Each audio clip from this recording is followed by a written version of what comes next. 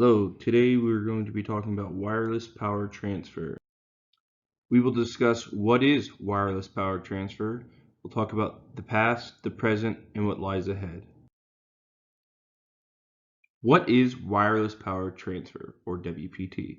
What people think WPT is shooting electricity from one position to another with this nice flashy arc.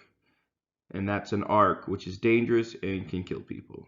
What WPT actually is the transfer of power from one physical location to another via transmitter or power source.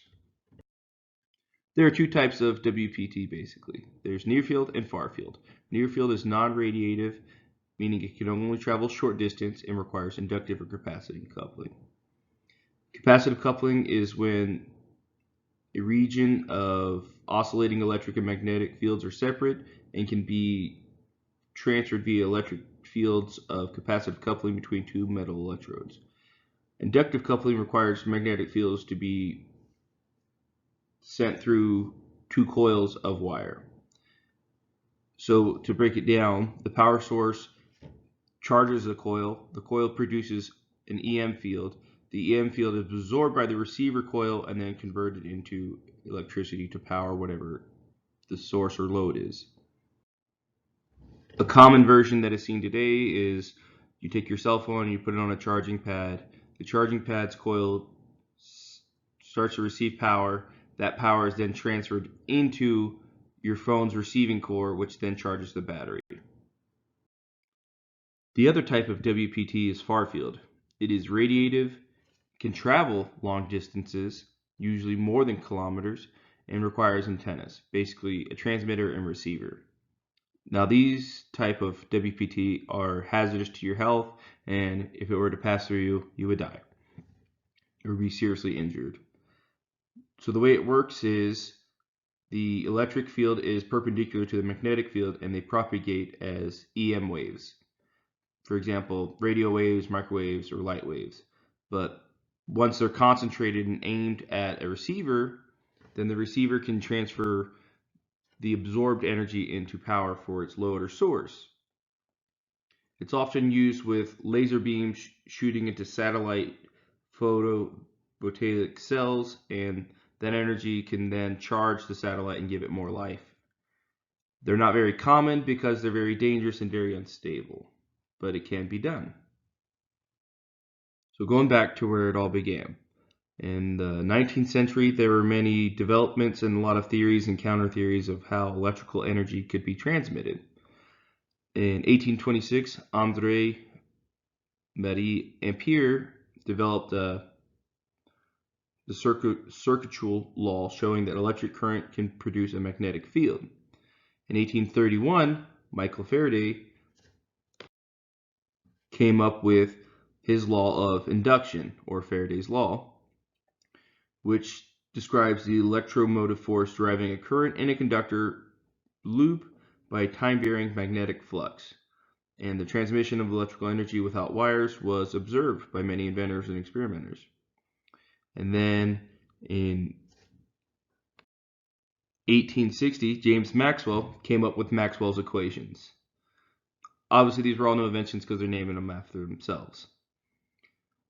So Maxwell's equations established a theory that unified electricity and magnetism to electromagnetism, predicting the existence of electromagnetic waves as the wireless carrier of electromagnetic energy. And in 1884, John Henry Poynting came up with Poynting's theorem. And Poynting's theorem describes the flow of power across an area within EM radiation and allowed for correct analysis of wireless power transfer.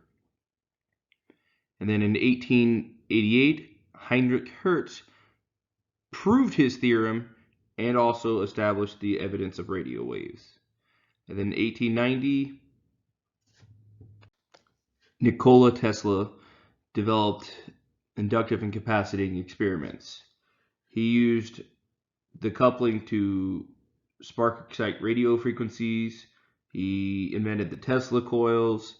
He was an inventor that has basically paved the way for wireless power transfer today. He used near-field inductive and capacitive coupling to do a demonstration where he lit Gessler tubes and even incandescent light bulbs from across the stage. So he laid the foreground for what we have today. Presently, WPT is maxed out at 15 feet. Anything further than that reduces its efficiency significantly that it's not worth it to charge that far. However, commercially sold charging stations from Target and IKEA and Walmart require direct contact to where you put your device on the charging pad and it charges. However, the device needs to have an inductor inside of it that allows the magnetic field to absorb energy and transfer that energy into the battery of the device. Without it, you're just putting two things on top of each other and nothing happens.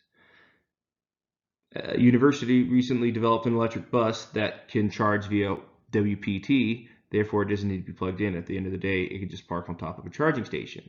With that research, they developed a road that had a charged core in it that the bus was able to drive over and charge as it drove. However, the bus had to maintain less than 35 miles per hour or the charge wasn't significant enough to work. They also developed a wheelchair charging port that allows wheelchairs to park on top of the port and charge its battery. The benefit to this is the wheelchair can charge at any time during the day and you don't have to plug it in. There's no wires. And having a higher charge on a battery helps the battery survive longer. The downside is it's not efficient as plugging it in and it takes a little bit longer to charge. The future ahead.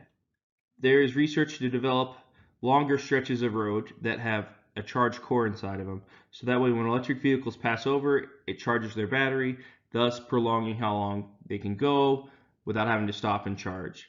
This will allow electric vehicles to be more versatile in long distance traveling.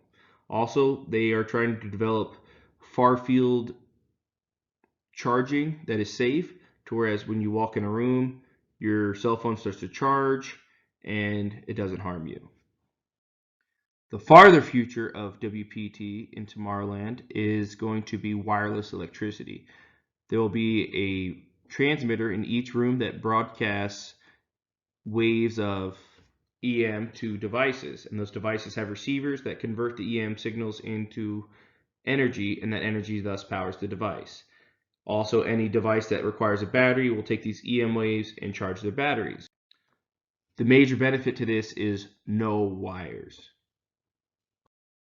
How nice would it be to just put a device wherever you want, like a TV or a lamp, and then you don't have to plug it in. Wherever you put it, you don't have to worry about outlets. It's just there and it will work.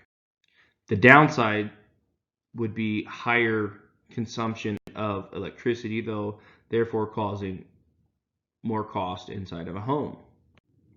So the research still lies in developing more efficient WPT. Thank you for your time.